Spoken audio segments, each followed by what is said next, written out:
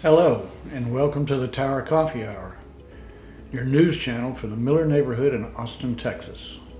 I am Preston, or Tyree, your host for this episode in which we are covering the June 11th meeting of the PIAC, the commission that is responsible to the City Council for overseeing the Master Development Agreement that was written 20 years ago to direct the redevelopment of the old Robert Mueller Municipal Airport. In June of 2024, the Commission had 6 items on the agenda. 3 of the items were fairly routine. Citizens' comments, approval of the minutes of the latest meeting, and an update from Catalyst, the master developer. The other 3 items included an extensive review of the impact of the Austin Film Society on the City of Austin, an update from the Transition Working Group, and finally, a proposed recommendation about how to handle the development of the iconic Browning Hangar. Let's go see what the commissioners had to say.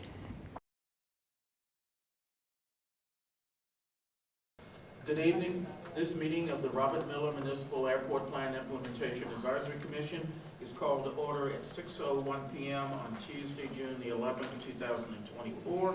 We're meeting at Austin Energy headquarters.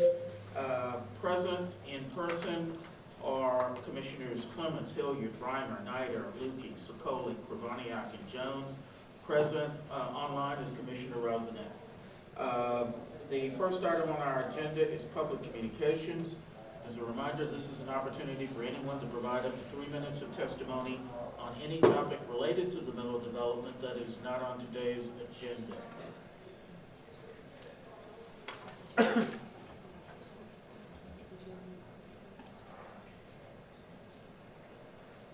And no one signed up for public communications today. The next item on the agenda is approval of the minutes from our May 14th meeting. Commissioners, I hope you've had an opportunity to review those minutes. And are there any corrections or other additions to the meeting minutes?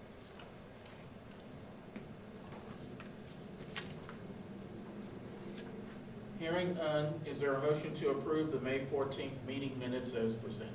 So moved. Is there a second? Second. Any questions? Those in favor of approval of the May 14th meeting minutes, please indicate by saying aye. Aye. Those opposed? Aye. Meeting minutes are approved.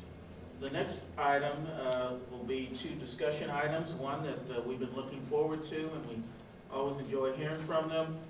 Marty and Rebecca, and they'll fully introduce themselves, will be making a presentation on the Austin Film Society, including its impact, the impact of Austin Studios on the Austin economy. Rebecca? You got it. Okay, testing. Does it sound good?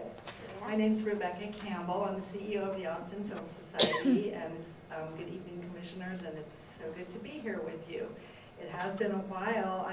Marty and I are excited to present to the Miller Commission tonight. It's been almost 24 years since we moved onto this blank canvas. Do you have the clicker? And I think that we have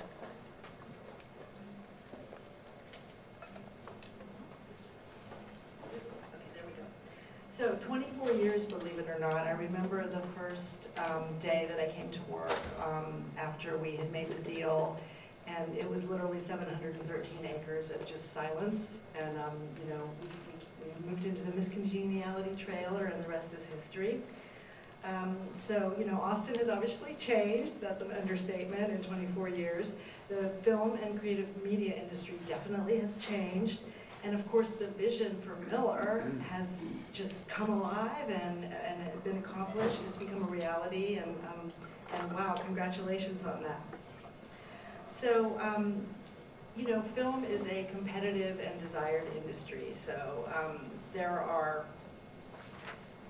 I would say, municipalities, states, and governments that are all competing, and we often get asked, you know, how did we do it?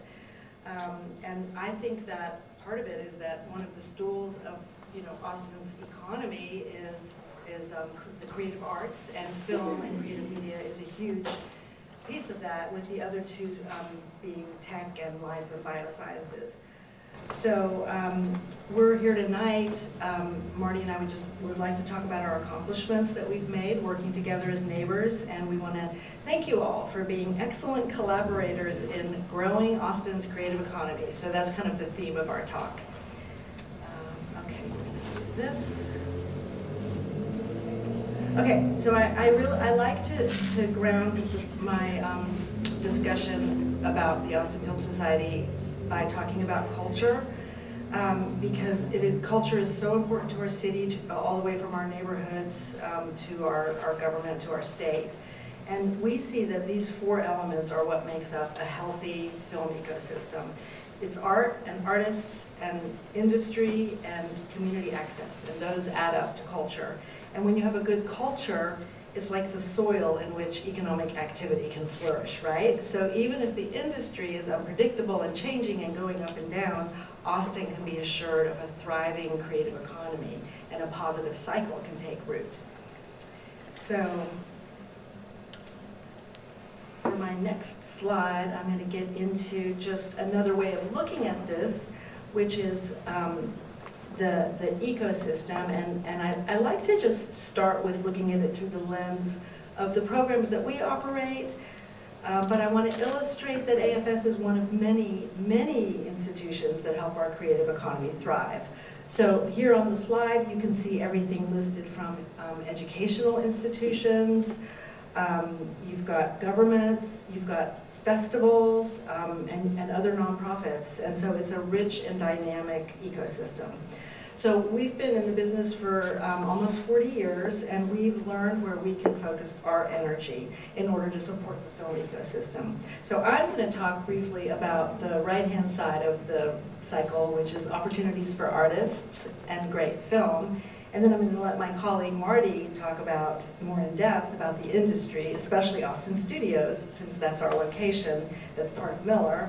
And he's going to talk also about access points and training.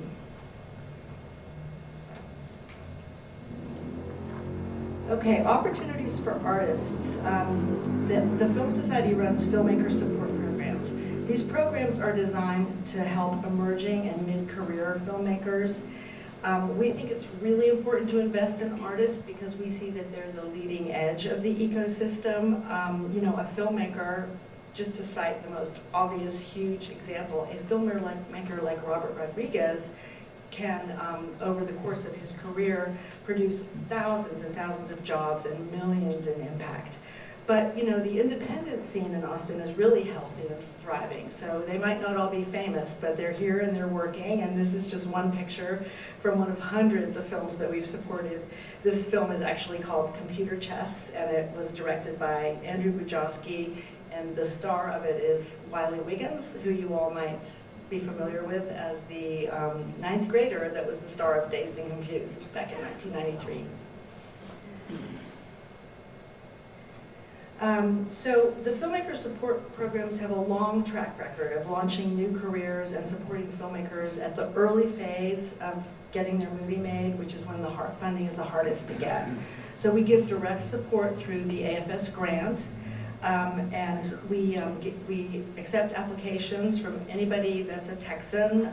We have 2 cycles per year, and we give out about $200,000 in total. So over the years, that's accumulated up to $2.6 million that's been awarded, and it's helped launch some really interesting and significant careers that I can talk about if y'all are interested. We also, with our filmmaker support, we provide fiscal sponsorship, so that's how they can use our 501c3 to get their film made. We do works in progress screenings, which are open to the public, and I always tell people if you want to sort of see who's up and coming, you can go to those works in progress and kind of get an idea of, if you wanted to get involved in the film scene, you can kind of get an idea of who you think you might want to get involved with. And then we do workshops to develop talent.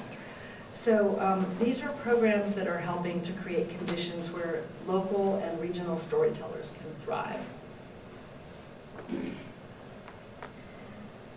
Now let's talk about great film. AFS has been presenting films in Austin since 1985. But it was always our dream from the very beginning to have our own cinema, which we finally achieved in 2017. And I hope you all know the AFS Cinema, and I believe that Marty has provided a handout, which is the current brochure of films that we're showing. It's located, it's about 10 minutes from here, so it's definitely a neighborhood amenity. We serve over 80,000 customers a year and present 325 different titles. And this cinema is also a gathering place for the creative community. Our programming features high-quality repertory programming. We bring in special guests whenever we can. We program really unique first-run offerings. And so the AFS Cinema is a gem in our culture scene. And now what I'm going to do is go to the next slide, which is getting into Austin Studios, which cannot be overstated as essential to the creative economy thriving. And I'm going to invite my colleague Marty Jones to come up and continue the presentation.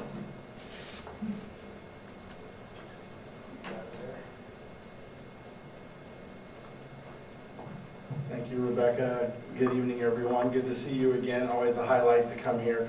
The brochures will come to you afterwards from Jill. But yeah, greetings from, I think I can say this, the oldest business in Miller since it stopped being an airport. Because once upon a time, when it was an empty 700-acre airport facility, the tumbleweeds were rolling over off of East 51st Street by Austin Studios, and we've been happy to be there for 24 years and see the neighborhood grow up around us. There are about a dozen businesses that are based at our studio lot, and at its peak, we had all those businesses represented about 600 full-time employees. And then, of course, lots of employees come to do the shoots. Well, back here, it's fully built now, those of you that live near Philomena, but that's a bar called the Sidestep that was built for the TV show Walker. So now we're contained to our 20 acres. Wah, wah. We used to have a lot of spread and a lot of freedom, and then you all started building roads and houses, and we had to get a wall. We like walls in Texas, so we got a wall the summer before I came, and we're contained in our 20 acres. But from that sprawl, you know, we had a fun thing that happened. The first movie that shot at Austin Studios was Sandra Bullock's Miss Congeniality. The plane literally landed where Philomena Street is or somewhere near there, taxied, and she did her famous scene where she trips over her high heels after her makeover going undercover as an FBI agent. So that's all now residential, but these are our 20 acres that you now see. That's our footprint. You know, a little less exciting, but very thrilling for people with electric vehicles are our EV stations. They are quite popular, and we've worked out with productions that they're always available 24 hours a day, 7 days a week, 365 days a year. And even when there's filming going on, those units are available. I think Austin Energy put a little note inside of the system that says, don't pay attention to the trucks, go inside, it's open. So we're happy about that.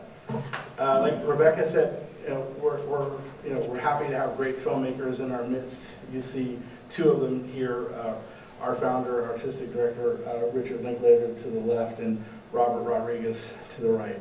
The thing that you should know is that during our 24 years, Austin Studios has hosted over 1,000 projects. And we share this in our annual report that goes to the city every year, to the Economic Development Department. Those 1,000 projects can be a one-day commercial to a 4-year television show or movie. They have created over 36,000 jobs with an economic impact into the Austin economy of $2.6 billion.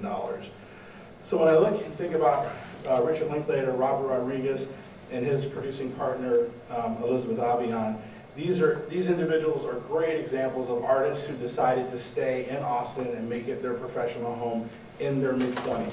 They've been here, they have created incredible businesses, and like Rebecca said, which have led to a lot of jobs and a lot of opportunities.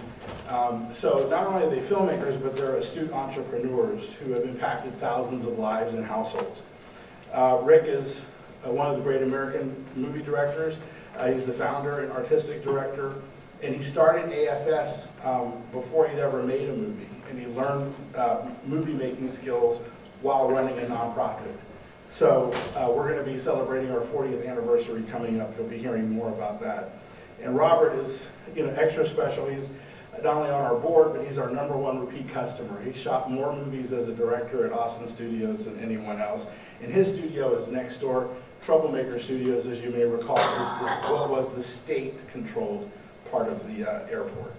So we really are happy about the impact that they've made, and glad that they're still inspiring filmmakers today. You should also know that some of our colleagues live in Miller, and some of the people who work on the shows that film at our studio live in Miller full-time, in addition to temporary residents, which I'll talk about in a minute. Walker has been with us for 4 seasons. They hired over 3,500 people. The economic impact of that show in dollars spent exceeds $220 million. The impact for our community, for Miller, for our neighborhood, is hotel nights, retail, shopping at Best Buy and Home Depot, to small boutiques, filming in the neighborhood, renting the pavilion over here for a museum that did not exist before they got there. And lots of gyms were put in there that were like $30,000 rental from a local company to be props, and then it went back. So they didn't buy it. They just gave them a lot of money to borrow them for a little while. This is huge impact. But the really cool thing is, even though 90% of the crew lives in Austin or in the area, those that do come in from out of town, the guest stars, directors, writers, tend to live here in Miller. Origin Hotels become quite popular, and they have access to all these wonderful amenities, the 50 restaurants and all that, and then they have that whopping 3 to 5 minute commute from the hotel to the studio. So those, especially coming from Los Angeles and New York, don't mind that at all. The 2012 bond gave us a major opportunity to do the completion work on the exterior of the Creative Media Center, which you see here, which has also got a wonderful piece of art in public places there to the left called Split Diopter. You should check it out. It only comes on at night when it gets dark. Walker's 69 episodes are now completed, and now that that's come to a conclusion, we're looking for our next great resident to call Austin Studios home.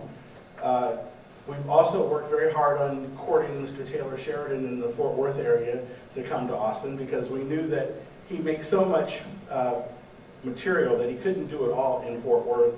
He finally decided to come to Austin, so I'm very happy to let you know, if you haven't seen it, that season 2 of 1923, starring Harrison Ford and Helen Mirren, is going to be shot in Austin, Texas.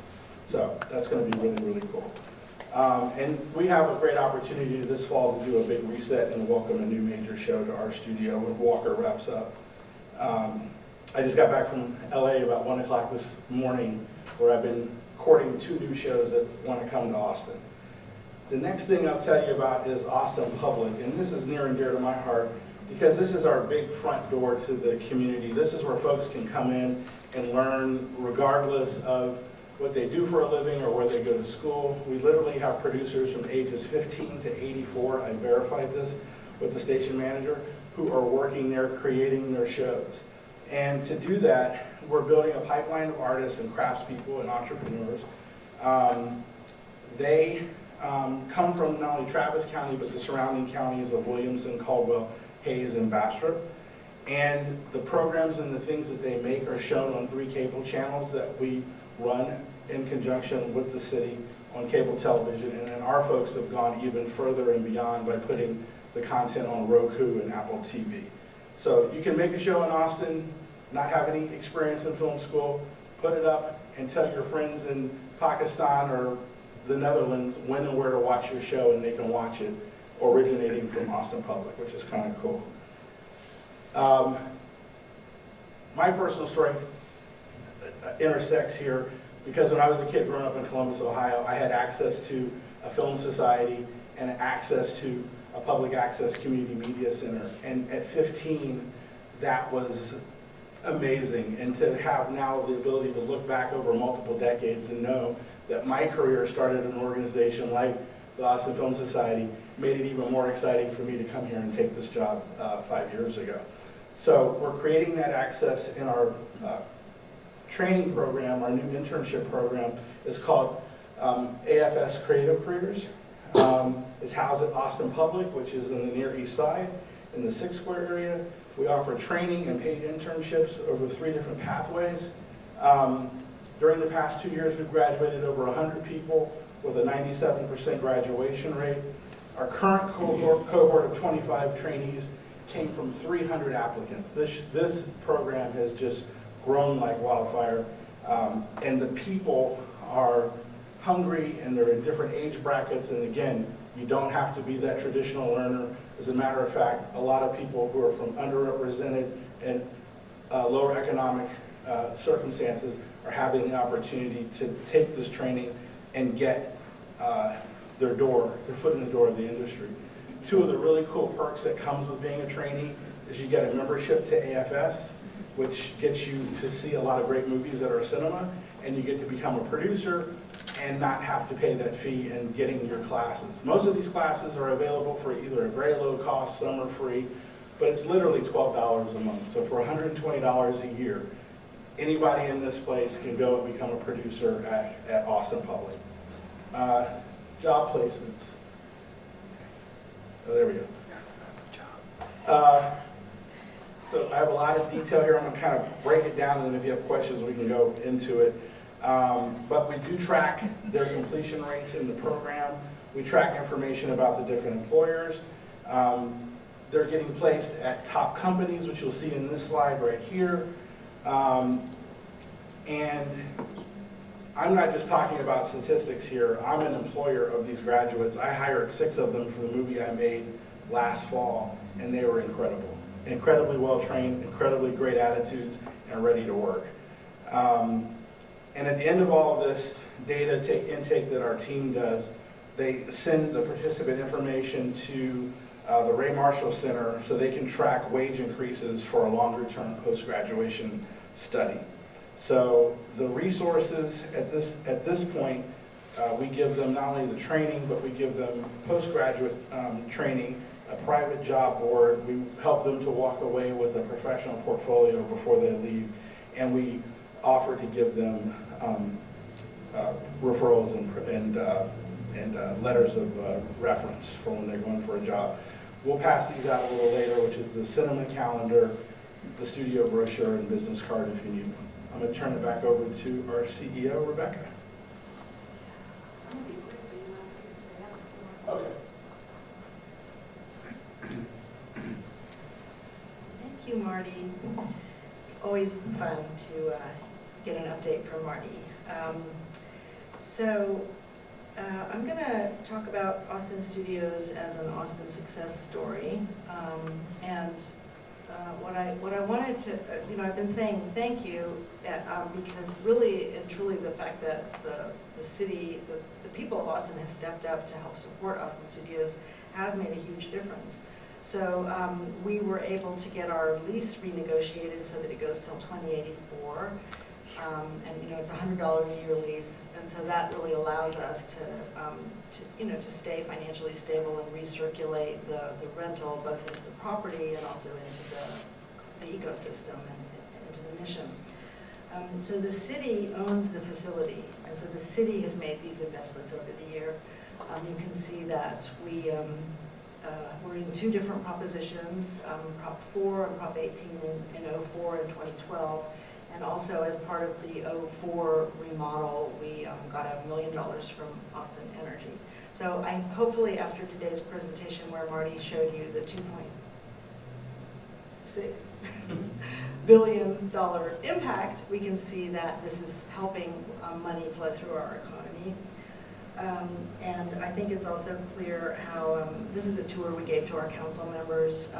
Councilmember Kadri is on my left, and we're obviously in his district, and right, and then Councilmember Chito Vela was also with us on that tour, and it's always really gratifying to make sure that our council members are educated as to what it is that we do, because it's really significant to our economy.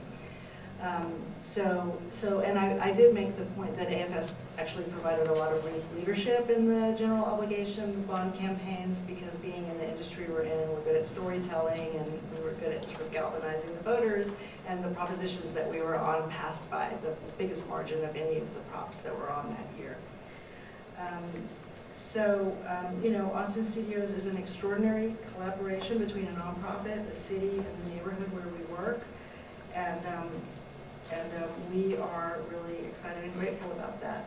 And then I'm gonna bring things up to the present, literally, with the Austin Creative Economy story, because the film Hitman was premiered at the Paramount Theater on May 30th, and those are the shots from that.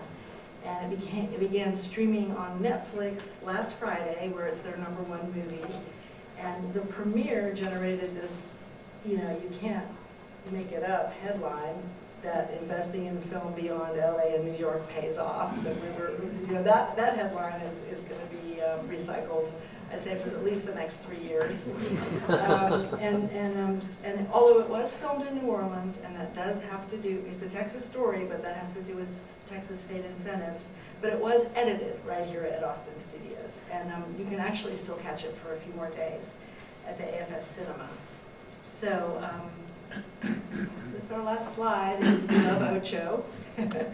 And we really hope that this collaboration will be part of, that this will be talked about when we talk about the amazing story of Miller, that the collaboration that we have will be part of that story. And so Marty and I are here for any questions that you have.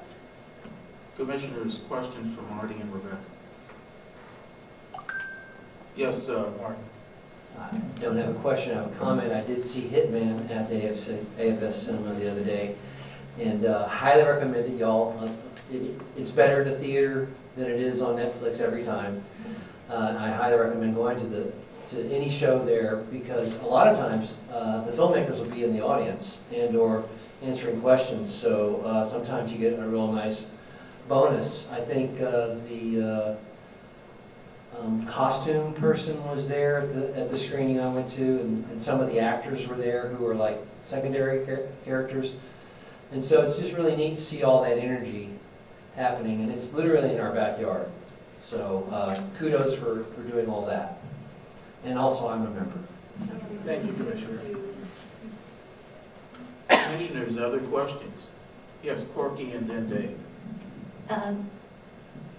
Full disclosure, I was on the board of AFS when some of those critical partnerships were put together. And then moved out here. It was a long time ago, but I have a great fondness for AFS. So and so I'm very happy about this. And your report was fine, just stellar. But I do want to know, I know at one time you were real involved with certain schools in Austin. Do you still have an educational program beyond recruitment for the public work? That's a good question, and for the record, yes, Corky was on our board in the early years when the struggle was unbelievable, and she was so helpful because of expertise in strategic planning. And back then we were like, our strategic plan is we're gonna have really good equipment for our staff so they can get their job done. And then we would do the next strategic plan, and it would get more and more ambitious until we reached where we are now. So we're always grateful to the work that she and other early board members did. We, for years and years, were working through contracts with AISD doing after school. There's another organization in town that does a stellar job of it called Creative Action. We put it on hold for the pandemic, and then we decided, rather than get back into the business that way, we were going to come back to it via the Creative Careers Program. And we felt like that was because that was where we could deliver the most value, because when people come through the Film Society, at the moment when they're still learning, but they're getting ready to start making and being and having jobs and being part of the industry, that's when our intervention, I think that's where our energy and our dollars makes the most difference. So no, we're not doing that particular program anymore. Dave? Yeah, I was just kind of curious, as sort of as the neighborhood's built out and as things have gotten progressively closer to you, and there's middle schools kind of like over the wall, I think now, not too far away. Have you been able to overcome those challenges? Are there any lingering challenges there about the proximity to the adjacent neighborhood there? Yeah, I can take that one. Thank you, Commissioner. We haven't had any issues. We know that the middle school is, ramping up grade by grade. Other than when I do my tours in the afternoon when school's in session, I have to remember not to get caught by all the buses in the parent lineup. But other than that, no, I mean, we've had really great communication. The productions are really good at having their location managers talk to nearby residents, especially if there's going to be bright lights up like where that bar set is and stuff like that. But no issues. I mean, we would love to be able to get access to some electricity that's right on the corner of Philomena and the HEB lot, so we may come back and talk to you about that. But other than that, no, it's really been smooth sailing. I think we pride ourselves on having really good communications, and again, the message that should go to all neighbors in the community, if they have any concerns or questions, please call 512-322-0145 and ask for me or anybody on the studios team, and we will help them immediately. Commissioners, other questions? Yes, Rick. Can I get that phone number again? 512-322-0145. And Joe has my business card, a sample of our current calendar for the cinema, and our latest hot off the press brochure of the studio, so you can have it at your nightstand if you want. There have been times in the past when there were questions about what was going on. It's been a while, it's going back to the beginning. It's a kind of a really weird period right now because we've got a mayor who was involved with this back 25 years ago, and so it's in a lot of ways he knows what's going on, and I appreciate that as his appointee. And congratulations on your success, and thank you for truly a wonderful presentation. Thanks for the invitation a few months back when I visited, and we thought you all were ending up, but we just learned that you're going to have a little bit more time, so I guess we'll have some other opportunities to address you in the future. Any other questions? Well, thank you all very much. We always enjoy hearing from you, and we'll look forward to hearing from you at least for the next 3 years. Thank you, Mr. Chairman. Thank you, Commissioners. All righty. The next item on our agenda is the monthly master developer update from Catellis. Brian? Jill, am I good to go? Okay, great. Good evening, Commissioners. For the record, I'm Brian Galiesel. I'm responsible for marketing and communications for the Miller team. And actually kind of a nice segue from the last end of that presentation, because I'm going to just talk real briefly just to kind of close the loop regarding the Master Development Agreement extension. In case you were not already aware, the Audacity Council unanimously voted to approve the MDA extension. They did approve it for 3 years at the most recent council meeting on May 30th. So really I just want to take this moment to say thank you for your deliberation, your input, and your trust in us. We look forward to working with you for the next years. A couple other updates for you, and then I'll open up for questions. First off, the Miller Property Owners Association Transition Committee is hosting a community meeting on Saturday, June 22nd. It's for all property owners from 10 a.m. to noon in this room here at Austin Energy. The purpose is to share with the property owners what the transition means to a lot of folks who haven't been, unfortunately, paying attention to the transition. Even though we have some time, there's still some transition happening from the Property Owner Association standpoint. It's an opportunity for the Transition Committee to explain kind of what's been done so far, what the committee is working on now, and what's ahead for the POA. Following the presentation, there'll be some breakout tables where property owners can learn about the budget process, what property owners want to see from future community management, continuing Miller's 6 goals and other strategic priorities for the POA, recruitment for committee and board positions, and then there'll also be a table for general questions that people might have about the POA or the development as a whole. I'll be definitely staffing that particular table. So that's again on Saturday, June 22nd at 10 a.m. I just have a brief update related to the cycle tracks at Zach Scott and Airport Boulevard. They are nearing completion, I promise you they are. If all goes well, construction work should be completed by the end of this month, so fingers crossed that weather cooperates. And we know there have been some challenges at times at Airport and Zach Scott. We're sorry for the necessary inconvenience that it's caused as we increase pedestrian and cyclist safety in that area.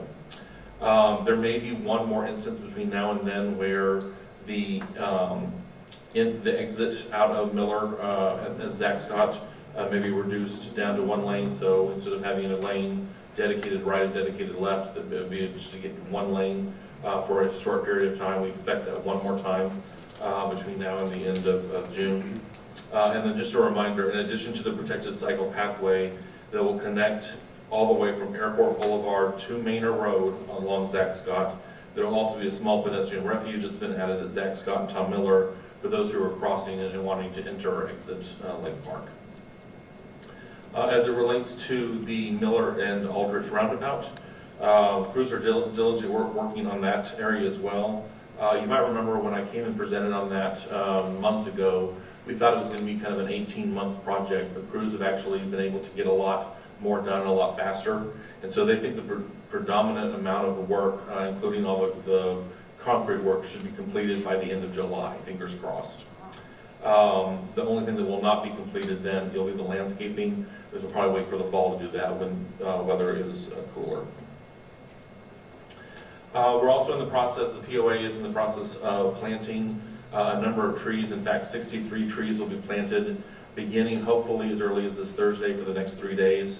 These will be trees that will be located in front of row homes, in front of parks, and kind of median areas. These are trees that were either, I don't want to say destroyed, but damaged, I should say, from previous freezes and or heat waves. In some of those cases, these trees were under warranty, which is great. The landscaper gets the opportunity to replace those at their dime, not ours.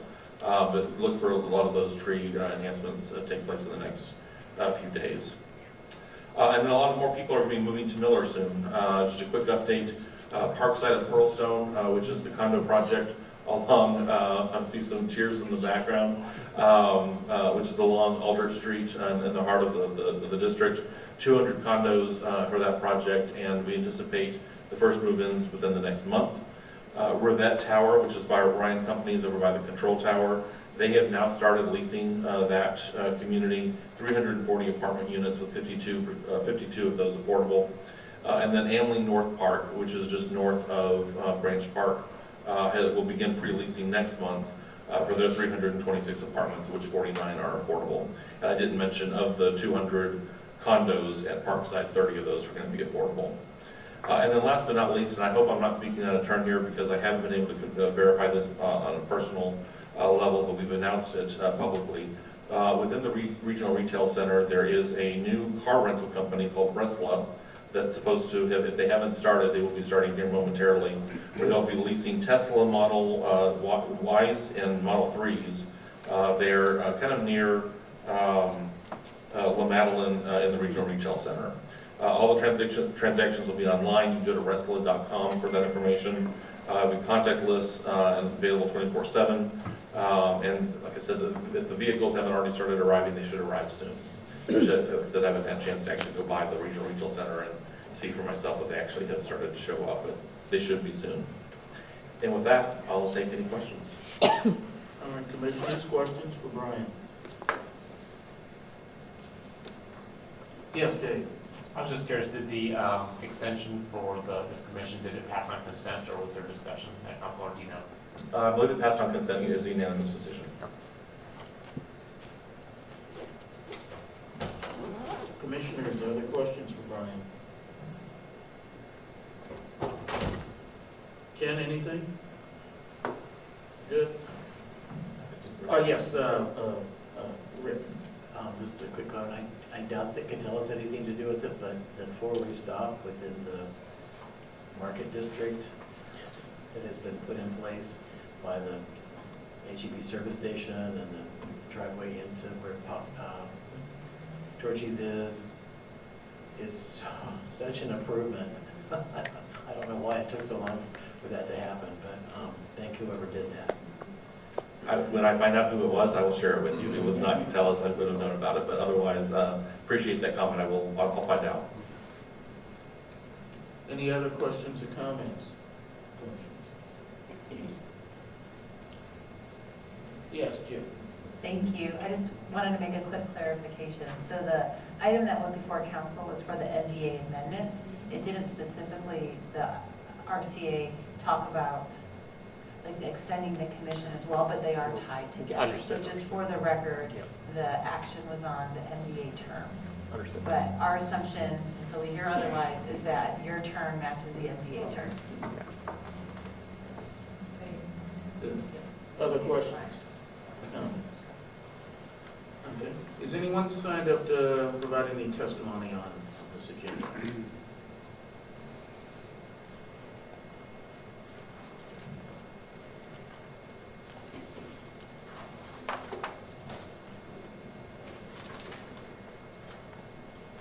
Okay, there's no public testimony on that item.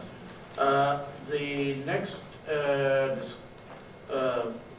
discussion item will be receiving a short verbal report from the Commission's Transition Working Group, Corky.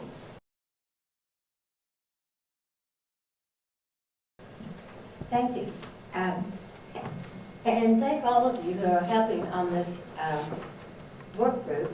Kathy, Moore, Chris, Dave, and I'm going now to Ken and the work prior to this that participated in, which gave us a good basis to launch from in order to continue this work. So I've been building for many years. And we're wrapping up our work. We have one more input session and are starting next week to format and frame the report to you and eventually for action to council. And we hope our target date for that work will be August, because we won't have a meeting in July, as I understand. So any of you have any questions or ideas about information that should be within that report, please just give us a call, and we're busy writing. That's our agenda for the next couple weeks. Any questions for Corky or other members of the transition work group? Thank you, Corky, and we look forward to it. And like I said, if you're, whenever you're ready to make a presentation, if you're ready by the August meeting, we can take up that topic there. That's the goal, is to be teed up for August. Great. Then the next item,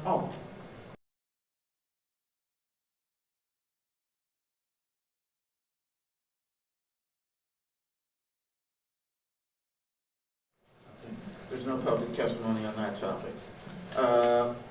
The next two items are discussion and action items. The first is a discussion, and since we have no July meeting, we'll need to take action on our 2023 annual internal review to City Council. There were several people who contributed to it, and I want to thank everybody who assisted, your chair and your vice chair. I will start off with a brief summary of the first couple of sections of the report, which was emailed to all of you last week. The first couple of pages, and for the newer commissioners, this is kind of normal. We have to refer to the section of City Code that authorizes the existence of this commission, as well as information about other legislation, ordinances, and other reports that kind of govern the scope of this commission. And this is information I think we have included in some form, sometimes longer, occasionally shorter, for at least the last 10 years. And the idea is that if somebody was unfamiliar with this commission, with the size of the city and the broad range of issues that the council deals with and the changeover in staff, that's quite possible. We thought this was a good place to kind of do an introduction to our commission. Then we go to sections 1 and 2, which are basically a summary of the topics that we addressed during the previous 12-month period. And section 2 includes any actions or recommendations we made to City Council. And those are all listed here for the most part in alphabetical order. And then for the third section of the report, chronological order. Thank you. Which was the third section, and I'll ask our vice chair to kind of review that section. includes activities we anticipate taking or issues we anticipate addressing during the next 12-month period, which starts July 1st. So, Rick, do you want to kind of walk people through what we've included? Sure.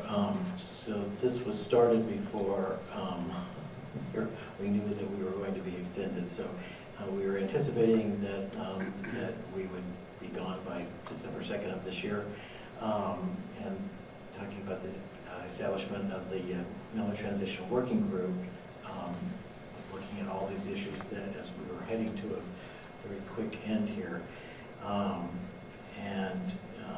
then obviously on April 30th, we had the special call meeting to hear the recommendation. We made the recommendation to council that they extend the MDA agreement, and that happened on May 30th. So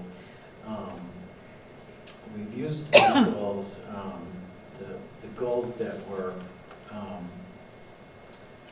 set forth in the mid-90s Processing Goals Task Force to sort of organize the rest of this section. So for fiscal responsibility, we want to make sure that the TIP continues to protect the city from Boston from financial risk, that it provides adequate revenue stream, and that the city will benefit from the tax base at Miller once that the TIP is retired. And we want to make sure that now that we have a little more time, that the financial stability of the Miller POA and continued accessibility and maintenance of parks is maintained. So that's one of the things that we're continue to work towards as long as we exist. Economic development, that make sure that Catellus shares their plans, transitioning out of Miller governance into the POA, any milestones reached in the interim. We'll ask for pertinent reports from city departments. Thoughts on revitalization, that one's pretty much from most of the past ones.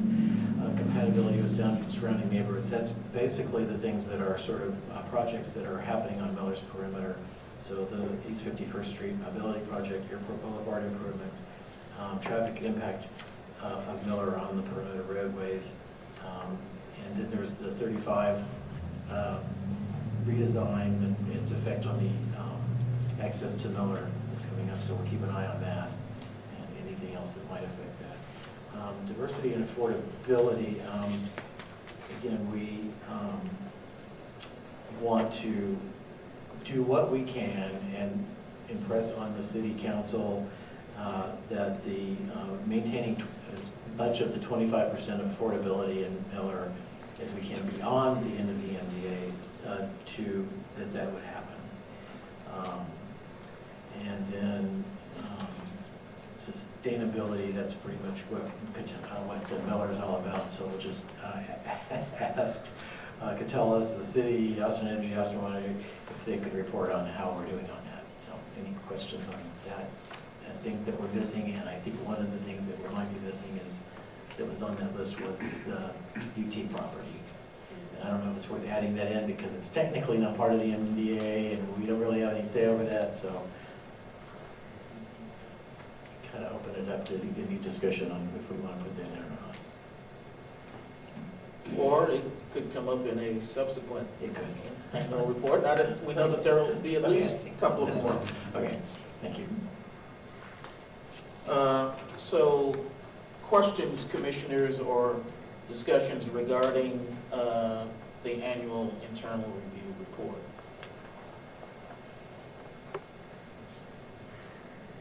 Yes, Jay. I just want to say thanks to Rick and whoever else helped to put this together. I know it's a lot of work to do this, so thank you. I should mention that Corky wrote much of that introductory paragraph to the third section. So thank you for that.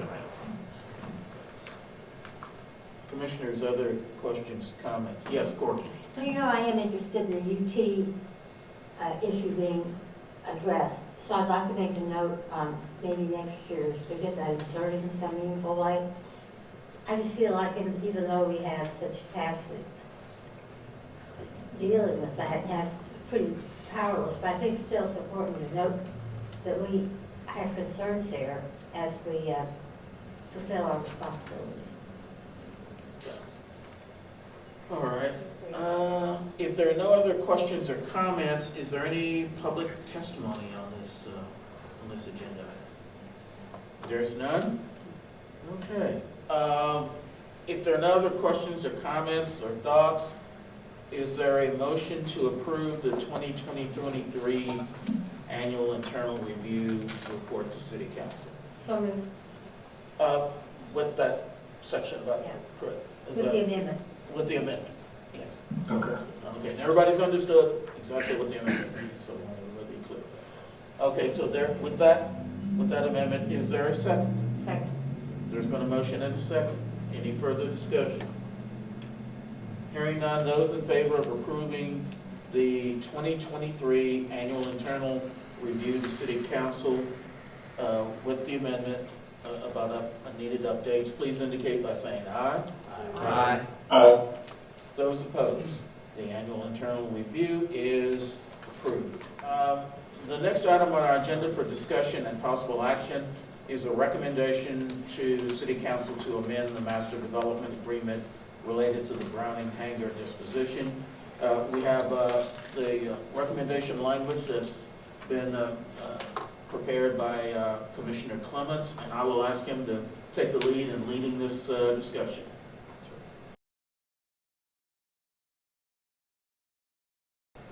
Thank you very much for the opportunity. This builds on the discussion we had last month. Commissioner Jackson was my co-sponsor both times, then and now. I think I attempted to take everybody's comments and concerns into account. The gist is that the major points are now at the bottom under the therefore be it resolved.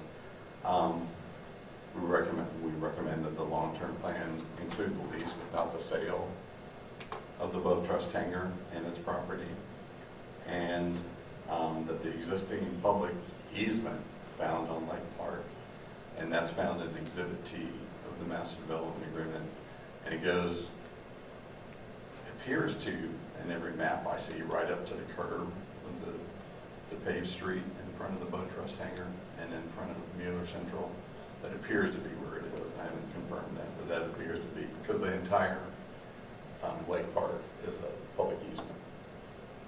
And the second bullet point says extend that easement to the front of the boat trust hangar, the full width of the hangar, so the public has access to the front of that building. And then I go further to suggest or recommend that and I came up with 25% of the interior space of the boat trust hangar also be lumped into that the public easement to ensure that the public will always have access to an amount probably necessary for it to be recreational. And the idea is that what a lot of the things that currently occur could still occur. And I hate to say this, but I think recreationally, I would almost hope it would stay the same crushed granite that's in there now, if that's the brown surface. But of course, that would, in negotiations with any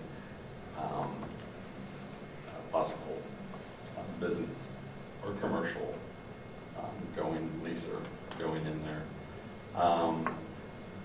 I don't specify this, but I'd hope that the next to last sentence is to explore the opportunity for a concession there,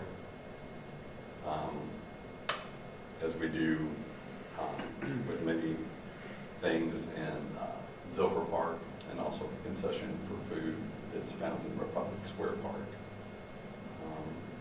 And then I think it's important in the last sentence says that the formal designation of the hangar as an historic landmark be pursued. It's thought of right now, but it's not officially ever been designated a historic landmark by the Landmark Commission. And I think that could be pursued and to help protect long-term viability and the continued existence of the hangar. That is the recommendation I bring forth to you today to go forward to council. Commissioners, questions for Commissioner Clemens? Yes, Kathy.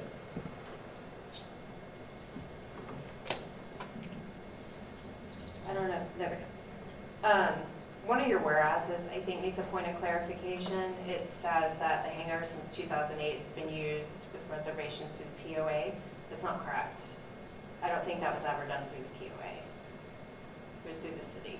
I don't know how correct that needs to be. City or Catella? Because wouldn't it be through Catella's? Project. It was never money didn't come to the POA for use of the hangar, did it? Right, no. I thought they handled the reservations. Nope. Community for using it. Okay. Yeah. Courtney. I'm really interested in the expanded use of the hangar.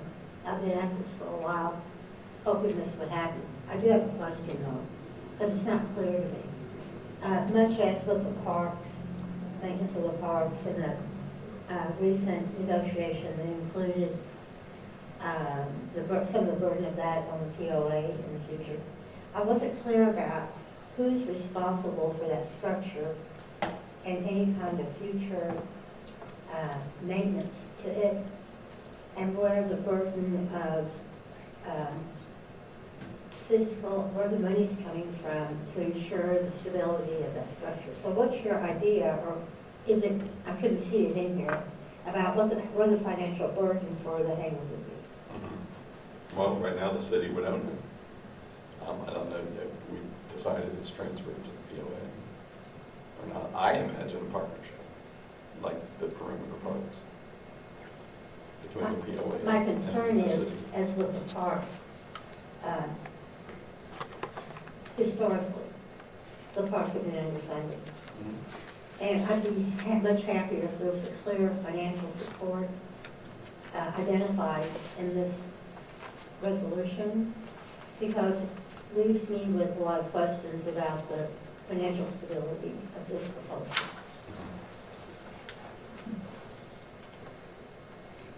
Commissioners, other work, yes, Dave.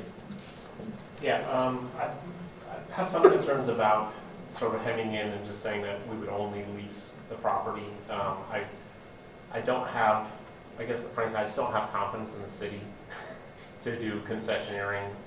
I mean, I know that they can do it, but I just feel like you won't reach the potential that it could in terms of what would happen there. So that'd be my concern. I mean, I think the easement aspect of it, I think it's something I mentioned last time, and I sort of have mixed feelings about it, but I could kind of potentially have hesitations about it, but I could see like it being a good way of trying to preserve some aspect of public use. I don't know enough about sort of easements to know all the implications there, but yeah. Yes, Ken. Thanks for taking the time to get this developed. I have a couple items I'd like to get a little bit better understanding on.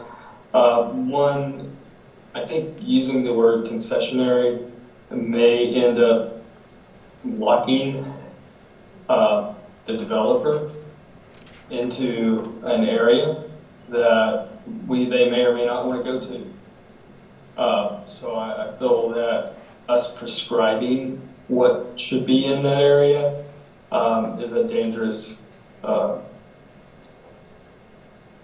could be dangerous and could limit the success.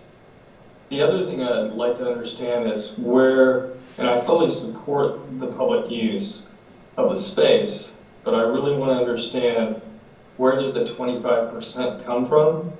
Has that been through discussions with Catellis, the developer? How much have we had a chance to sit down with them and understand sort of where they're wanting to go? I'm concerned that this document as written today might limit any discussions that they may have in the works.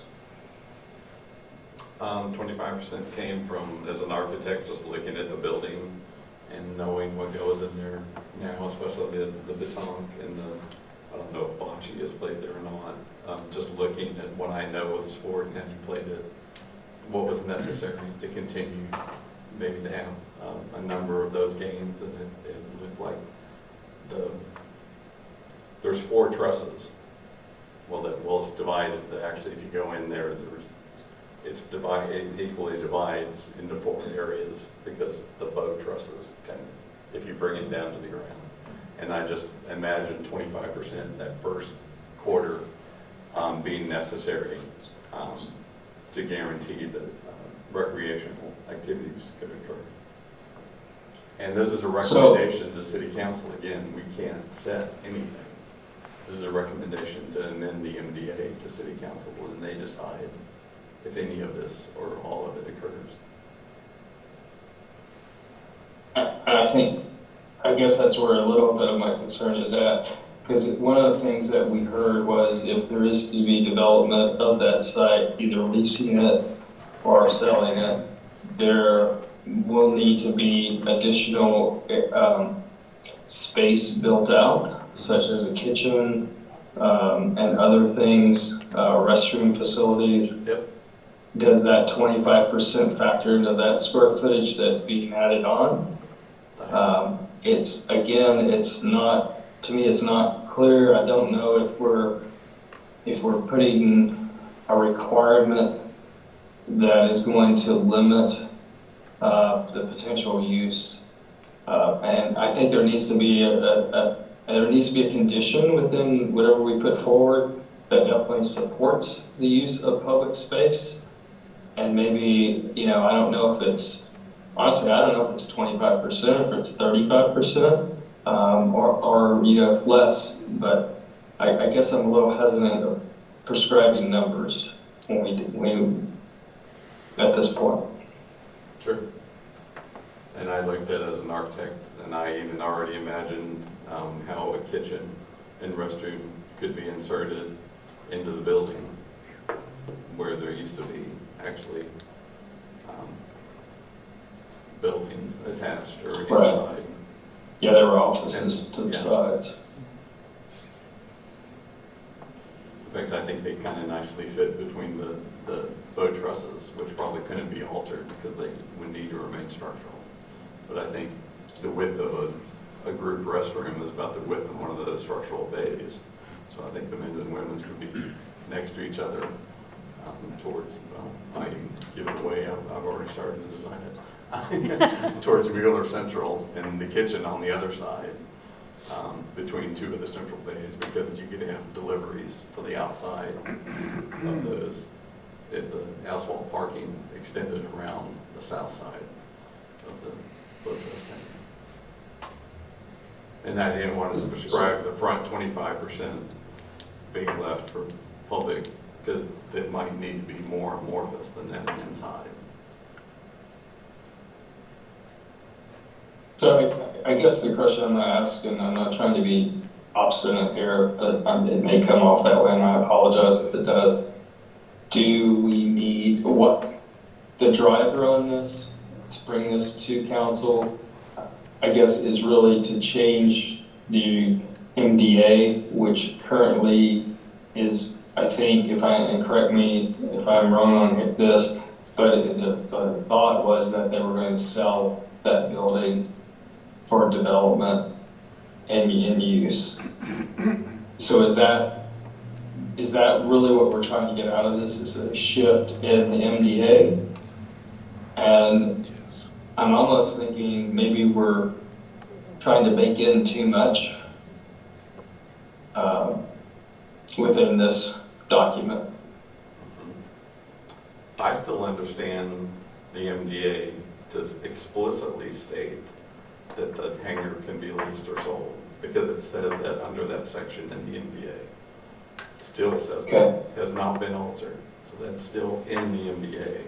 I worded this way in case that in some other, it's found that in some intervening years that no, we're going to sell every single piece of property.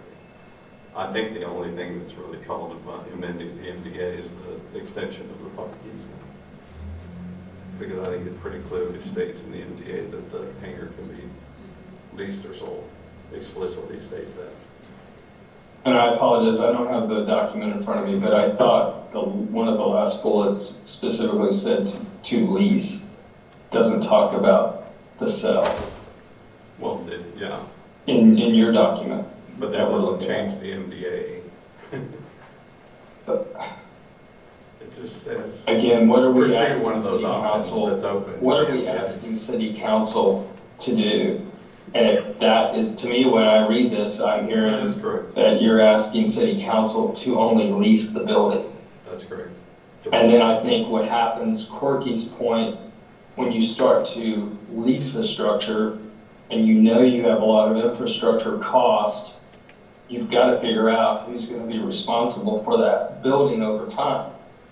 Exactly. And I think I'm really concerned about us putting a burden on Mueller. And in all honesty, the city, because Courtney's right, they don't have the funds aren't there. I mean, I don't think it's a double-edged sword, because the other side, there was concern expressed at the last meeting that selling it to a private entity that owns it and they fail, then the property goes into disrepair because a private owner doesn't have to keep it up.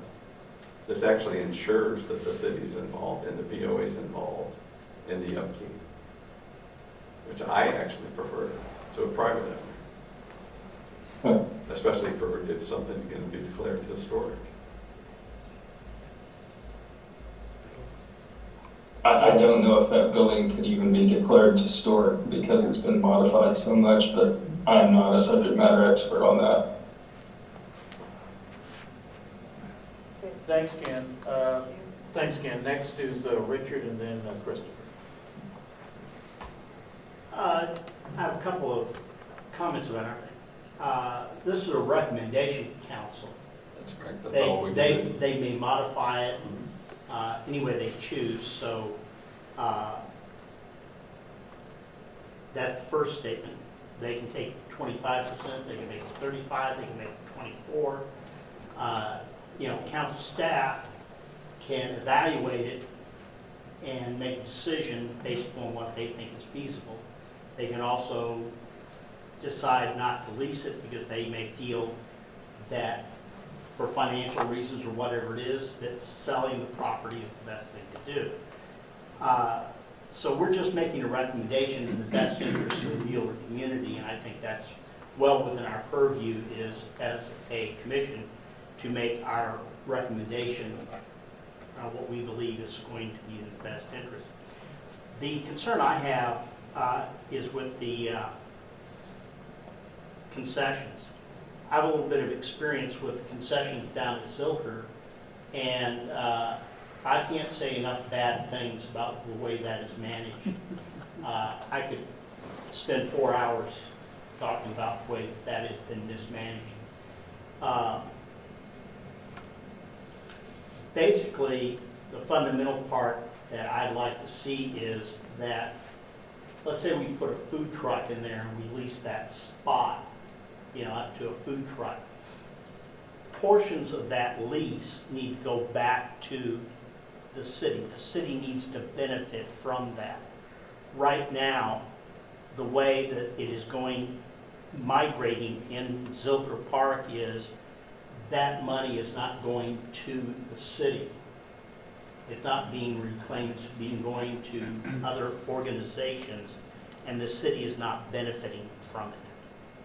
So, if we are going to have concessions in that facility, the money needs to be retained within the Mueller community. Some portion of the lease. What it is, I don't know, but it needs to be specified in here that a portion of the money, the lease money, the proceeds, however you want to term it, needs to be retained by the POA for whatever is done, maintenance of the facility, infrastructure improvements, planting trees, whatever whatever it is, and I'm not familiar enough with the whole thing to come up with the correct words, but it's imperative that if that stuff is in there, that we lease it out, that the money from the lease be retained by the POA or some, organization at Mueller for the benefit of the Mueller property, that it just not disappear into some organization that is not related to Mueller. And before we go on to Christopher, I just want to clarify for everybody, because you mentioned POA, if the city retained ownership, the POA may not necessarily have any involvement at all. Perhaps, but the city may need, it needs to stay within the city. It doesn't need to go to a third party, which is what is happening at Zilker. But the POA is a different, is third party. Maybe, but I guess what I mean is the POA benefits this community. And that's the purpose of the whole thing. It may be a third party in it, but it benefits this community. If it goes to a nonprofit that is not directly 100% dedicated to the benefit of this community, then you're never going to see the money again. We just want to be everybody to be real clear that those two entities are very separate. Right, I Don't understand. necessarily, the POA doesn't necessarily have to have an involvement in We this. have to be careful about the way we do the lease thing. Christopher?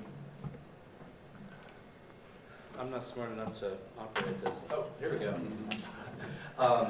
So I was just going to echo the first part of what Richard said, which is it's almost like look at the contrary of this motion.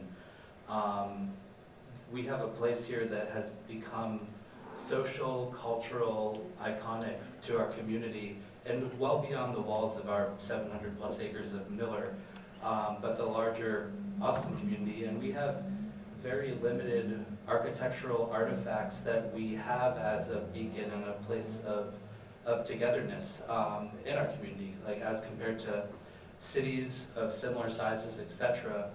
And again, this is just a recommendation, which is to say, hey, city, like from the community, we see an asset that we could lose. We also see an opportunity that this is an asset that we could retain and have a version of it being a social forward place into the future. I don't know if this is entirely true, Andrew, but I would imagine the draft idea of an easement was looking at it fundamentally as like, okay, what is a critical ratio of this area that could be utilized socially while still leaving a critical ratio of space that could be used in the form of leasable in a way of revenue generation to be, as a lease that could then provide money back to the city to then help the sustainability and the vitality of the space and the safety of people in the space, etc. So again, when you go back to Richard's first point, I think the goal here is just to make a recommendation, and then the assumption of does the city have or not have enough money, I mean, I don't think we really know in this room. I think they may look at this holistically and say, oh, this is a critical asset to our community and our culture. So we can, and that X amount of money may be something that is something that could be integrated. But if we make that recommendation, they can look at it, hold up the mirror, and then decide if that's a good decision to amend the PIAC. Thanks. Commissioners, other questions or comments? Kathy? I'll just make one more. If there were, so there's already food trucks over there, and I think that money goes to the city, those leases. Yeah. And it ends up getting kind of trashed over there sometimes, and the only thing that I would worry about, a burden on the POA with the concessions, would be that people would carry them into the park and just leave the trash, whatever. That's pretty minor. And then I just want to say, we've been in the room when the city's been here, and they've said that they don't have the financial ability to maintain the structure, and that was the reason for selling it. But I don't work at the city and I don't have the city budget, but I sure don't want this financial burden on the POA. I have to stand up for that, that the people who live and own here should not have to pay for a historical structure that requires that kind of maintenance. That's my 2 cents. Yes, Josh. I would also, I think, echo what Kathy said as well.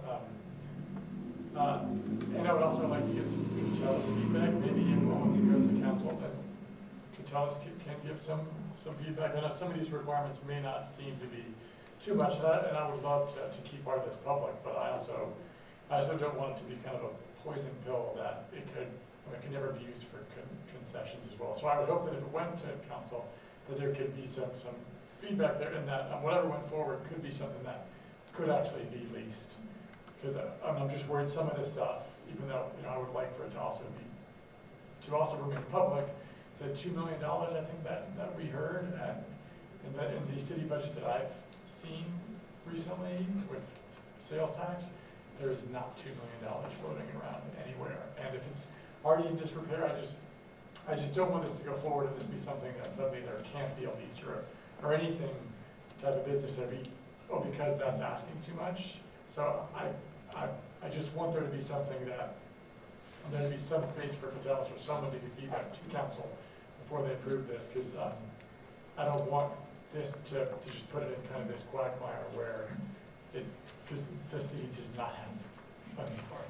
I just can't imagine there being extra $2 million lying around when there's already an impression of Mueller getting a lot of resources. I could not imagine a space where we have that. So I just want there to be feedback that can be given to council on this and make sure that what we're pushing forward could still be a viable plan for something to give real money back so that we can maintain that. Corky, you have a question or comment? I have a comment, a couple of comments, because I'm really hopeful about this happening. However, let me just say this. Whenever I talk to my council member about things we're doing out here, about actions that are getting ready to come forward, one of the first questions that's asked me is, who's going to pay for this? Because there's no money in the city budget. I mean, not this particular thing, but other kinds of issues. So I'm very, for any hope that we would pass this, however it ends up at council, I think we have to have a pretty good idea of the financial funding or structure. So I feel like maybe we're a little immature or soon here with this, and maybe we might postpone, I hate to say that, Andrew, but put some more thought into some of this. Not that we haven't put a lot, but think more about the back end of it and the financial piece and see if we can come up with some broader ideas about the financial end of it for sure, so that whenever we have an action that goes forward, it has more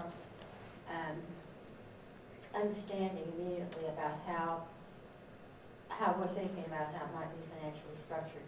I'm real sensitive to the fact that POA has been burdened by the cost of a lot of the changes in transition. I'm well aware of the city's posture on their expenses, which is generally, Josh said it really well.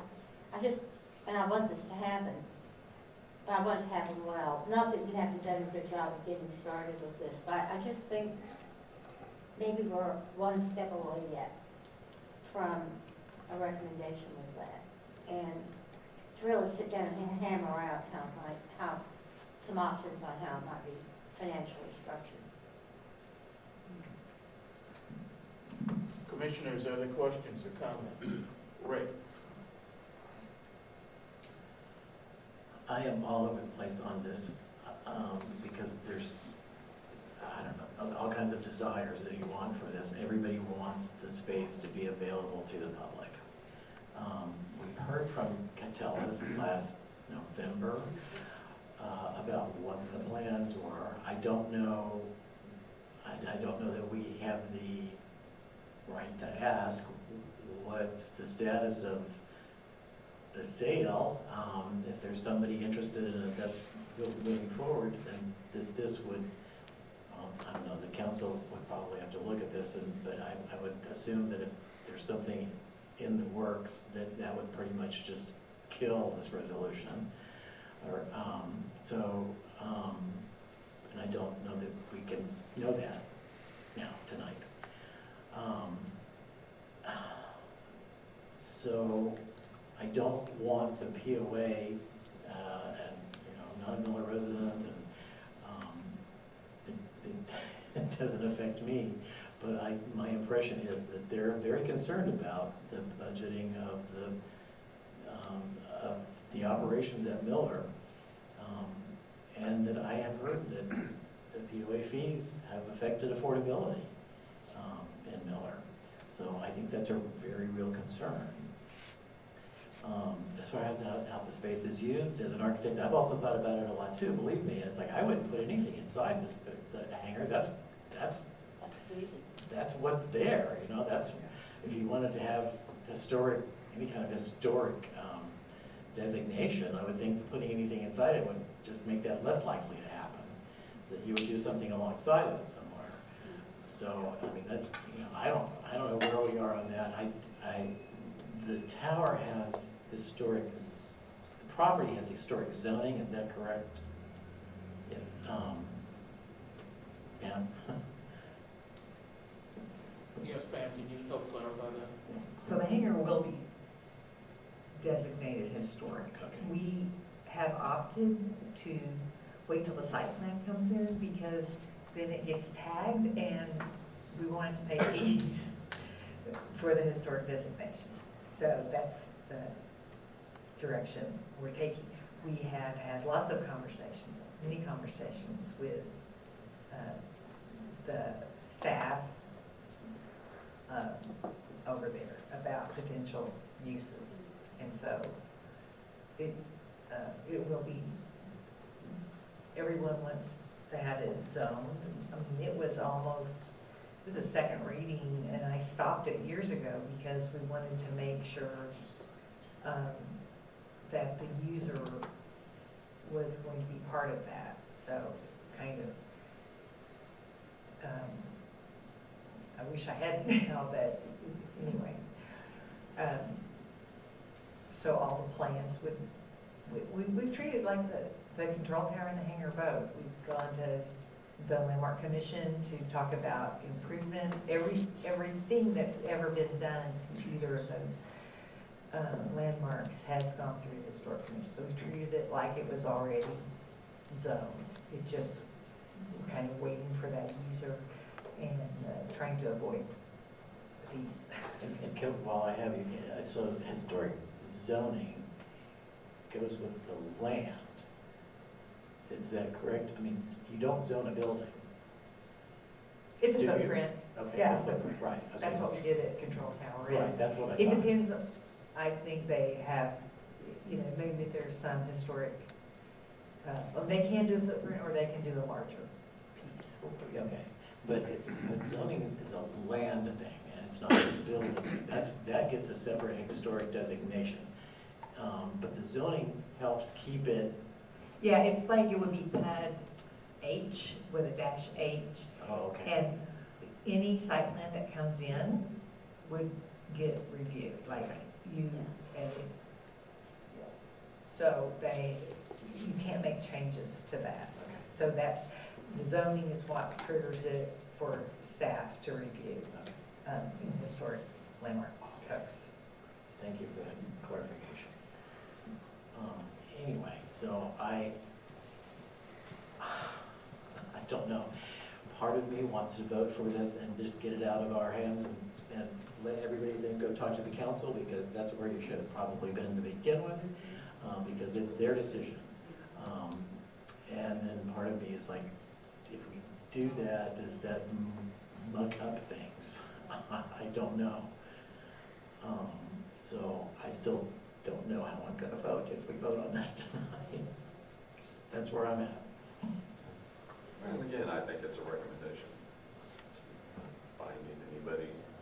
I don't think it's our job to figure out the finance, because it was always going to have to be financed somehow, either leased or sold. It had to work for somebody to agree to buy it or lease it. So I think, again, that's going to occur with negotiations between Catellus that's explore the opportunity for concession. Doesn't mandate.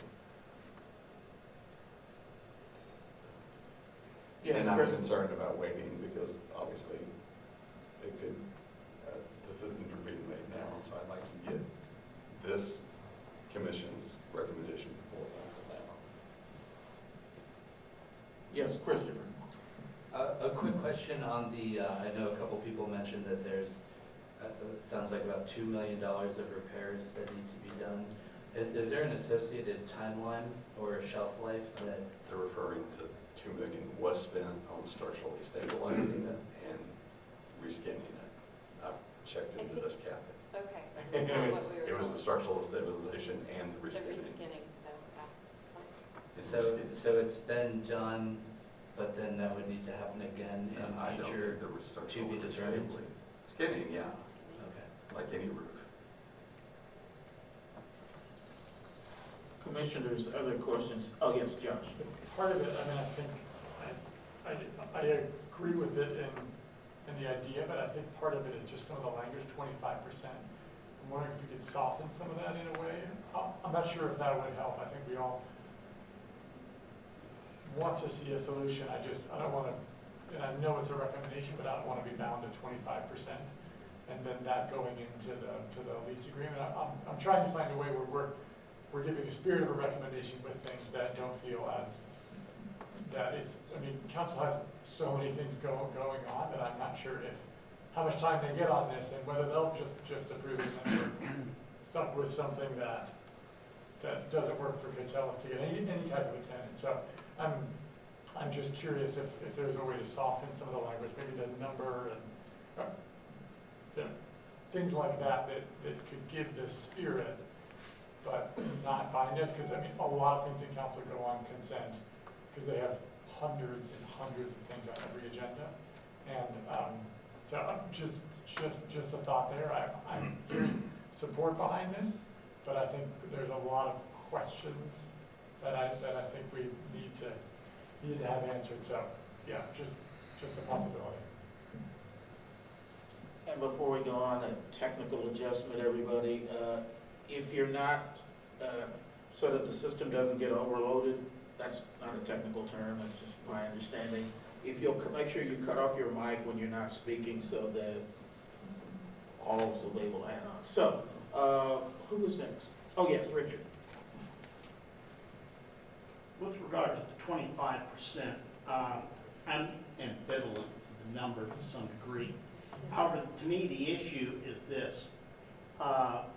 Waterloo Park, which is an iconic park within the city of Austin that has been used for decades and decades and decades, is now all but totally commercialized.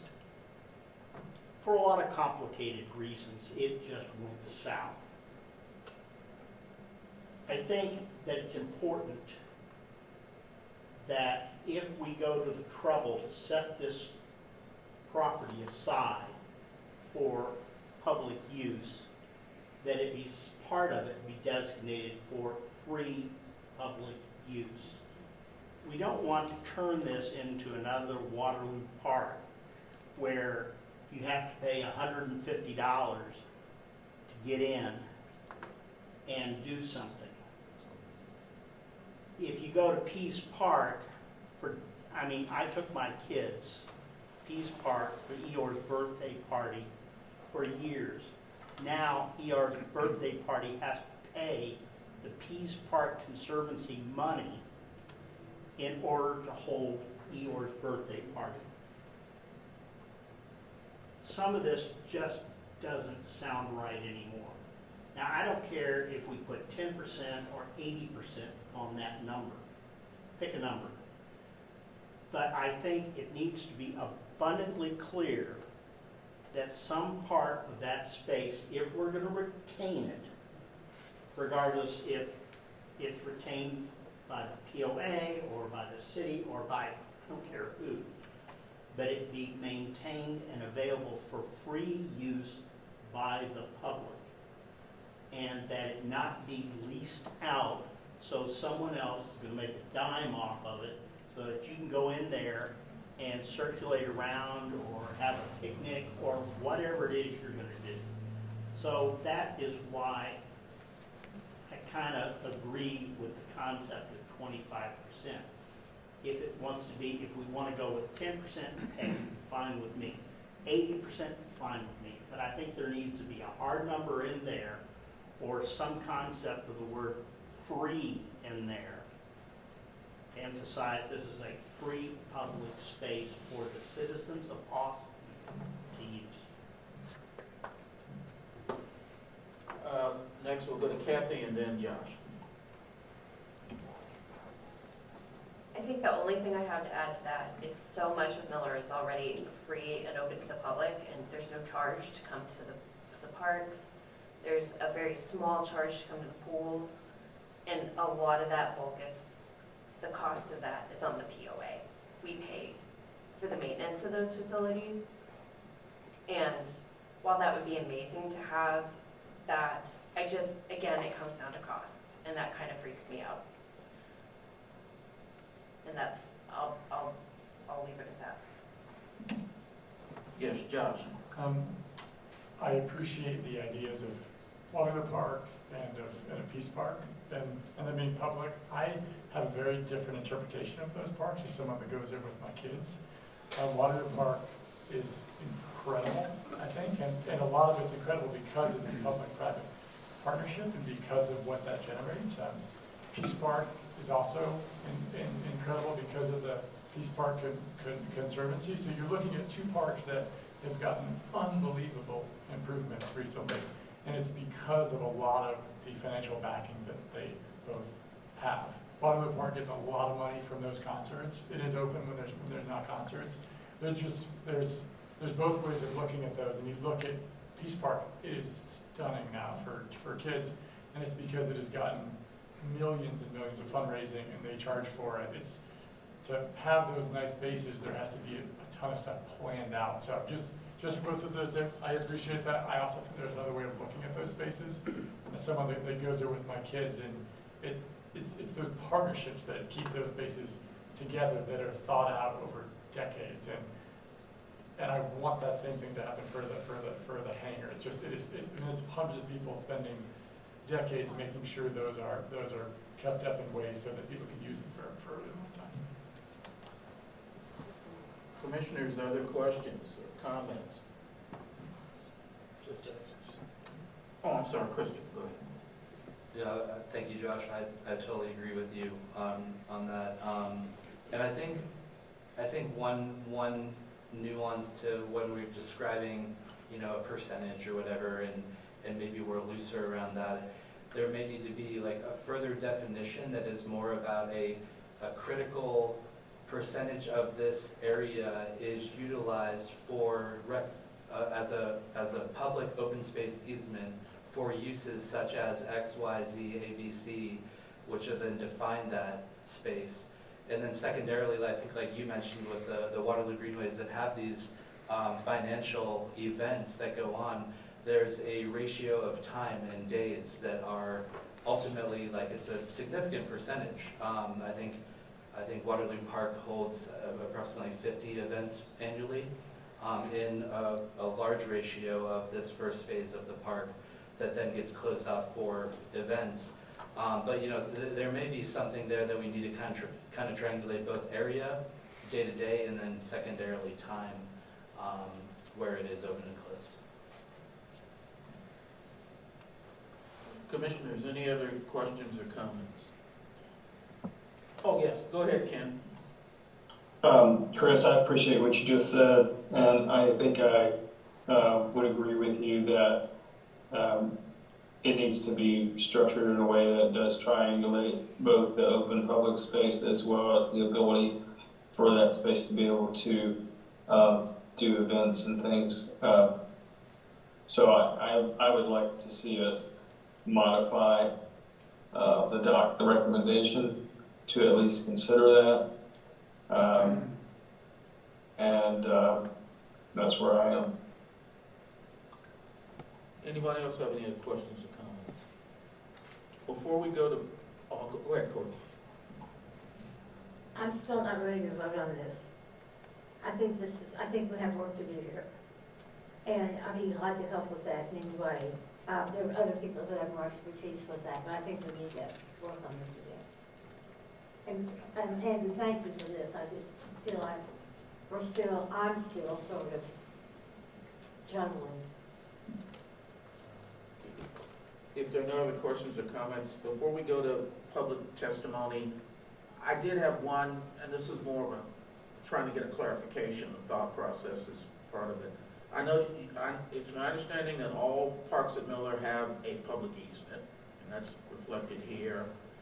Would there be any, and I'm just asking, of course, this is not a suggestion, I'm just thinking out loud, but would there be any advance, since the northwest perimeter park is not very far away, would there be any advantage in having the public easement from that park extended over, or does that create even more confusion, or just asking? In my mind it does, just because the Lake Park public easement comes right up to the front of this building, probably 20 feet away. And it's just extending it 20 or 25 feet. All right, just asking. All right, I believe we have some of our fellow Austinites are signed up to provide up to 3 minutes of testimony on this topic. Okay. All righty. We have 3 speakers. Okay. The first person is Jeffrey Brown. Jeff?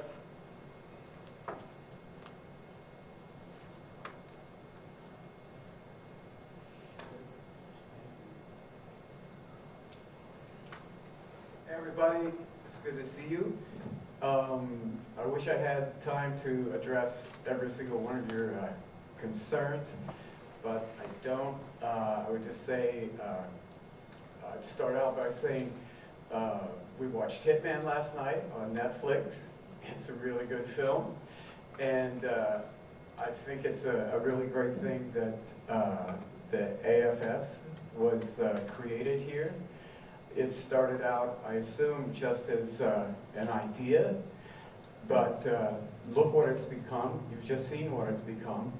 I'm sure that people had a lot of questions in the beginning about how is this going to be paid for? How will this happen? How will that happen?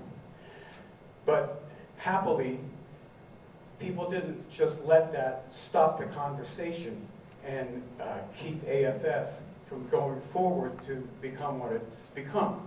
And I hope we can have the same kind of success with the hangar. So first I'd like to extend my heartfelt gratitude to all the commission members who have listened to us, the community members, about keeping the historic Browning Hangar free and open to the public. We are very grateful for your support. I know that everyone here wants to see a great outcome for the hangar. Thank you. I know you have seen many of us at these PIAC meetings, and I can assure you that there are many more people in the Muellerville community throughout Austin, and even in Dallas, Houston, and San Antonio, who is just as passionate about our beloved hangar, even if you don't see them here. Personally, I believe the hangar is a historic icon that belongs to all of Austin. As it is developed and improved over time, it should be the responsibility of the entire city of Austin, not just the residents of the Mueller development. I cannot overemphasize how important it is to look beyond the current situation and imagine what a fantastic investment the hangar can become in the future if we make the right choices. I encourage you to think outside the box and use your imagination to create a vision of how vibrant the hangar and the space around it could become with the right planning. The hangar has the potential to become the first place you want to take your out-of-town friends to show off what a cool city you live in. However, success with any great project requires thoughtful planning and investment. I understand the appeal of avoiding this effort by simply selling off the hangar and hoping for the best. But it would be a big mistake not to consider the potential negative outcomes of losing control over it. As we saw last month with the extension of the amendment for the extension of the Master Development Agreement to 2028, it only makes sense to adjust our course as the Mueller development journey evolves. In the same spirit, I am very hopeful that you will approve this amendment to the Master Development Agreement. Your time is up. I'm confident this amendment is the first and most critical step toward the brightest possible future for the historic Browning Hangar, and the best way to ensure it becomes the beating heart of the Mueller development for at least another 80 years. Thank you, Jim. Next is Natalie.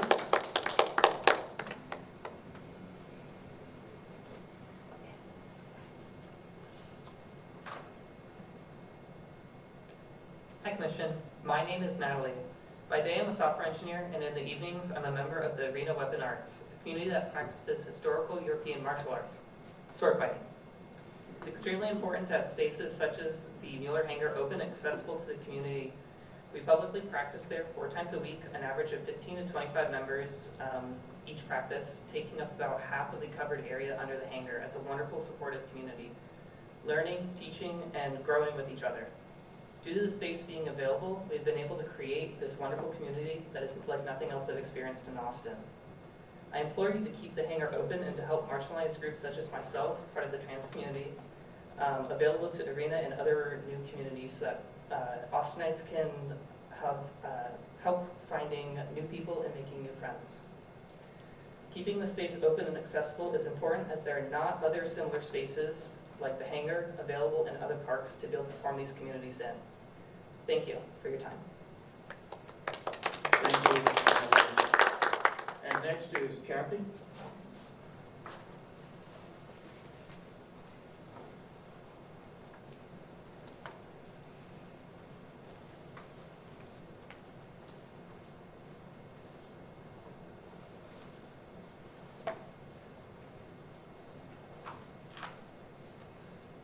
Good evening. I don't have any prepared remarks, but sitting here listening to the discussion, mainly around who's going to pay for this, it occurred to me that we had discussed in the past that the hangar is one of only three remaining structures like this in the country. So it occurred to me that there should be some aviation-related historical group, or maybe even the National Air and Space Museum, that might be interested in receiving a grant request for some of the funds to do the revitalization of the hangar. So that's my suggestion, is that maybe somebody can look into that to see if maybe the financial part isn't going to be such a burden. So we could get some help with that.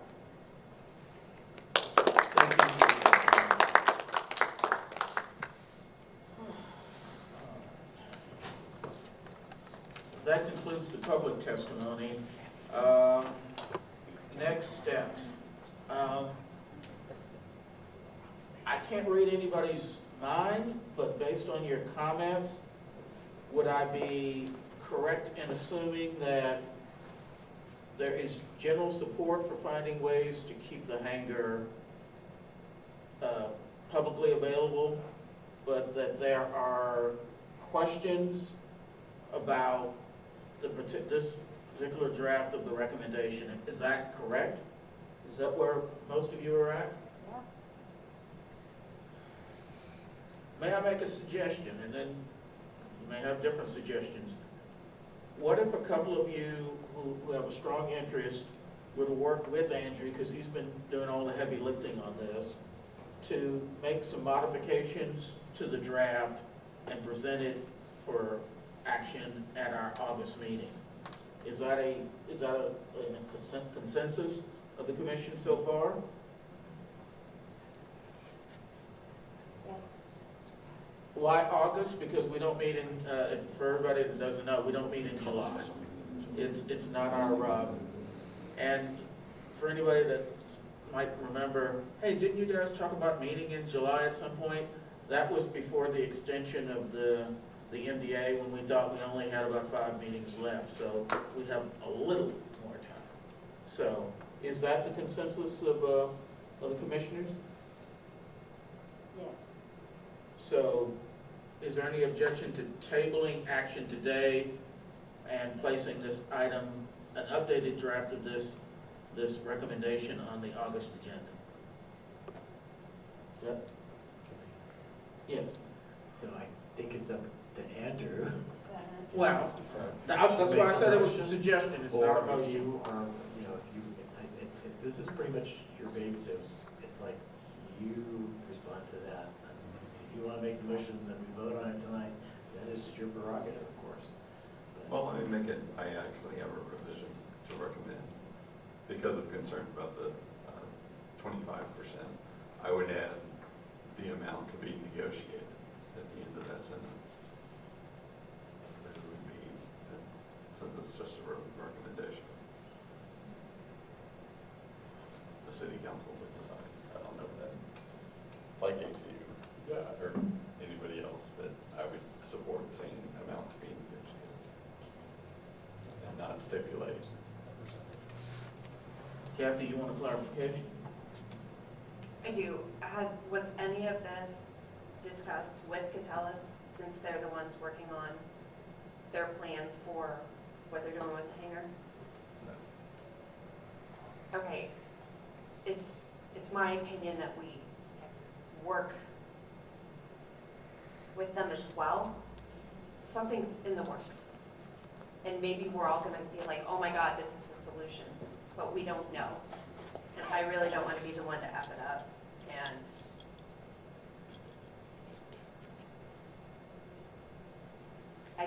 I would like to table it and make sure this is really thought out. Understand. I mean, again, this is a recommendation, and I think that comes after we make our feelings known. Anybody else have any thoughts before we take any action? Yes, Richard. I'm willing to work with Andrew if it's the will of the commission to table it. I'm willing to work with him on making modifications that are acceptable to the commission as a whole. But, you know, I agree that this is a recommendation and that council can accept it or not and go into the negotiation process with Catellus or not. As you know, I mean, it's their job to do this. It's our job to make recommendations, be an advisory body, and use our best judgment in what we believe is in the best interest of the community as a whole. If we believe this is in the best, you know, the best interest of the community, then we will approve it. If not, then we won't. But I don't have any problem in making a recommendation and letting the council work their will, and then we can work behind the scenes with individual council members as we see as appropriate.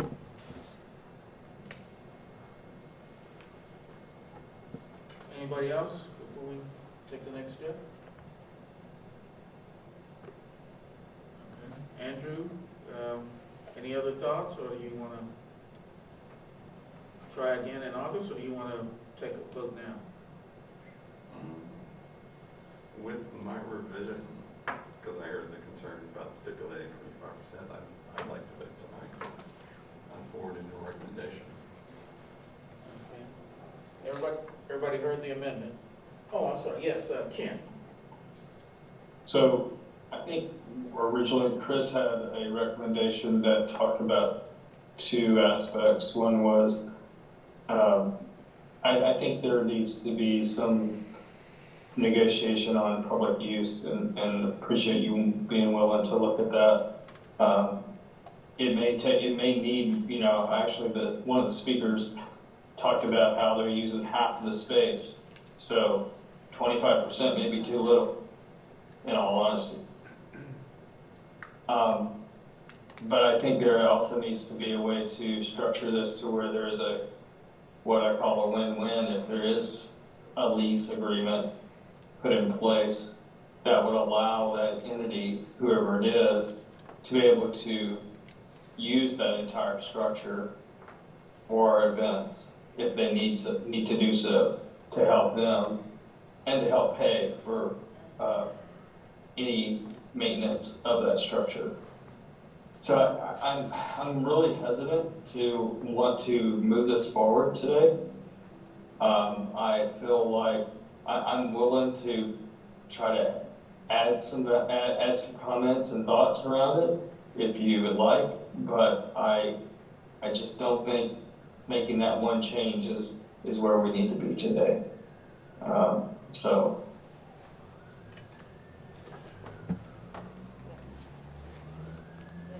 Okay. Oh, yeah. Also, Just I a missed quick one. Dave. I think, Andrew, did you make a motion? No. You did not? Okay. Still discussion, understood. Who else? Oh, I'm sorry, Josh? Yeah, I think I just feel, I appreciate that, Andrew, for striking that. I think I also agree with Kathy in that we have a master developer that's done great work, and it just feels like I don't like making a choice when I don't know all the ins and outs of this. I really appreciate everyone here, and I want to see this public and maintained, but I feel like Catellus has done right by us in this community, and I'd like to, I would feel, I think, uncomfortable voting on something now without getting a better understanding if some of this is feasible. Anybody else have any other comments before we take the next step? Yes, Dave. Yeah, I'll just say that I think, you know, if these things get revised at some point, like my personal thoughts are probably going to be just a very limited recommendation just around considering public use and to not be very prescriptive about that. You know, I wrote down, consider including public easement, period. That's about kind of the depth of what I might be willing to go for. So. Yes, Ray. Yeah, I agree with that. I would almost strike that second bullet point entirely, and let, you know, if some decision comes that this is the city would want to pursue it, let them work out all those kind of details, because there may not be any need to put easements on this. You're prescribing a lot of stuff that I don't know how it works. That whole second bullet point is a little too much for me.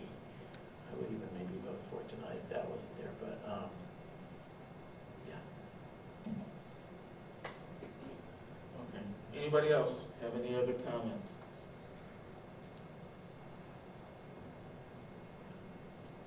Okay. All right. Andrew, you've heard feedback from your fellow commissioners.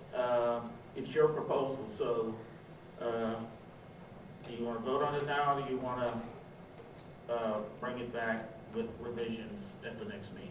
It's your call. I make a motion to table and bring it back, preferably in August. Yes. Any objections? With input. Well, my fellow actually, commissioner. yes, that's key. Any objections to tabling? Because it's listed for, it's a motion. Well, yeah, I guess we do need a second now. So is there a second? There's a second. Richard is the second. Those in favor of tabling this recommendation and bringing it back at the August meeting, please indicate by saying aye. Aye. Those. Oh. Those opposed, okay. And I think a couple of people volunteered, and we don't need a work group for this. This is more of just informally working with Andrew on revisions to the recommendation. And with that, future agenda items, it sounds like this item's coming back, and we're going to have a recommendation from the transition work group. So that will probably fill up most of the agenda.